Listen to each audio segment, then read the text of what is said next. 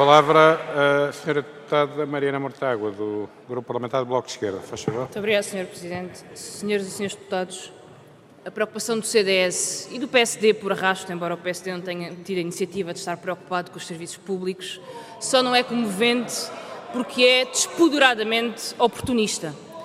E não estamos com esta constatação do oportunismo do CDS a negar a existência de problemas, de fragilidades, de deficiências, de dificuldades nos serviços públicos. O que nós questionamos é a legitimidade do CDS para vir aqui rasgar as vestes em nome da qualidade do serviço público em Portugal. E eu gostaria de explicar porquê. Comecemos pela educação. Menos 1.223 milhões de euros entre 2014 e 2010, obra do governo do CDS-PSD. Menos 2.500 escolas, 2.500 escolas fechadas, obra do anterior governo. Menos 30 mil professores, obra do anterior governo. Precariedade e abuso nas contratações. E o que é que durante 4 anos ouvimos o CDS a dizer sobre isto? Zero. Nada. Passaram 4 anos a negar qualquer problema na escola pública. Mas passemos para a saúde. 2011 a 2014, menos 1.500 milhões de euros de investimentos. Temos a OCDE e o Observatório para os Sistemas de Saúde a dizer que os cortes no Sistema Social de Saúde foram muito para além daquilo que era exigido pela Troika. Temos aumento de taxas moderadoras, temos o fim do apoio aos transportes para doentes não urgentes, temos precariedade e falta de meios ao longo de 4 anos. O que é que o CDS vai dizer durante os últimos 4 anos? Zero. Nada. Não fez outra coisa que não negar os problemas do Serviço Nacional de Saúde. Passemos pelos transportes. Mais 15% do preço dos transportes. Ataque à qualidade. Diminuição do número de carruagens. Diminuição do número de carreiras. Sérgio Monteiro foi, na verdade, o coveiro do Serviço Nacional de Transportes em Portugal e, em particular, do Serviço de Transportes em Lisboa. E o Sr. Deputado Leitão Amaro não sabe, e o Sr. Deputado Leitão Amaro só está impressionado com as filas na Carris hoje porque não dava transportes há 1 ano, porque as mesmas filas já lá estavam e foram causadas pelo Secretário de Estado, Sérgio Monteiro, e é preciso ter noção disto. Mas podemos continuar, senhores deputados, podemos continuar. Balcões de finanças encerrados por todo o país.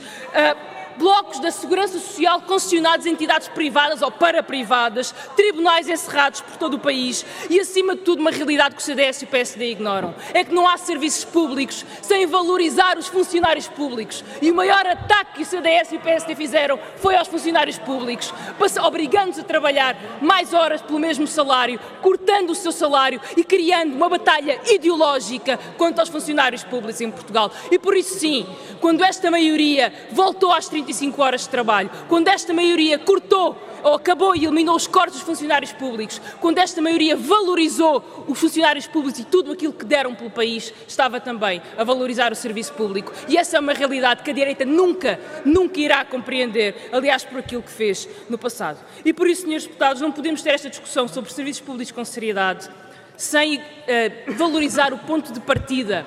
E o ponto de partida é o brutal ataque ao serviço público feito pela direita. E o ataque ao serviço público é um ataque orçamental, mas mais do que isso é um ataque ideológico. Quando substituiu a emancipação pelo assistencialismo, quando substituiu a universalidade pela escolha, sendo que a escolha não mais é do que deixar o serviço público para os pobres e deixar os ricos escolher por um serviço privado, quando substituiu a solidariedade por caridade, quando se admitiu a reintrodução da Igreja na prestação de serviços básicos do Estado e quando se entregou hospitais às misericórdias. E por isso, senhores deputados, o título deste debate fala da agenda da esquerda para os serviços públicos. E já lá vamos à agenda da esquerda. Mas eu acho que era muito bom para a democracia, era muito bom para a Assembleia da República, se a direita, se o CDS em particular, assumisse sem medos a sua própria agenda ideológica para o serviço público. E a sua agenda ideológica é o contrário da universalidade e da gratuitidade de serviços públicos que a Constituição da República Portuguesa consagra. É o contrário. O CDS tem uma agenda ideológica contrária a estes princípios e valorizava muito o debate se admitisse essa agenda ideológica. E podemos agora falar também da agenda da esquerda. E não posso falar por toda a esquerda, posso apenas falar pelo Bloco de Esquerda. E posso por isso dizer E posso por isso dizer que as nossas prioridades não mudaram. E damos a cara por todas as prioridades que foram e ainda são as nossas.